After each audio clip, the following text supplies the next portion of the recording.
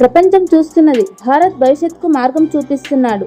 Brazil మట్టిలో భారత గర్వాన్ని నిలిపాడు మన ప్రధాని నరేంద్ర మోడీ గారు. ఈయన రియో డి జనీరోలో జరిగిన 17వ బ్రిక్స్ శిఖరాగ్ర సమావేశంలో పాల్గొని భారత్ను గ్లోబల్ లీడర్గా మరోసారి నిలబెట్టారు. ఈ సమావేశంలో మోడీ గారు terrorism, global security, climate change అంశాలపై మోడీ గారి స్పష్టమైన, ధైర్యమైన మాటలు ప్రపంచ నేతల ప్రశంసలు పొందాయి.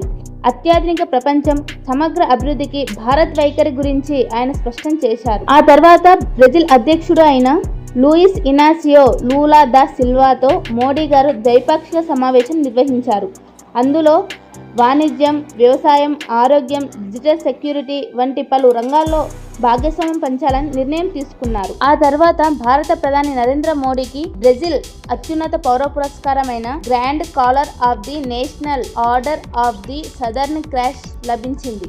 ఇటువంటి పురస్కారం అందుకోవడం అంటే అంతర్జాతీయ పురస్కారం అందుకోవడం ఇది 26వ అని మోదీ గారు సగర్వంగా చెప్పారు. అలాగే ఇది నా ఒక్కనికి కాదు, 140 కోట్ల మంది భారతీయుల గర్వకారణమని ఆయన ఉద్వేగపూర్వకంగా మాట్లాడారు.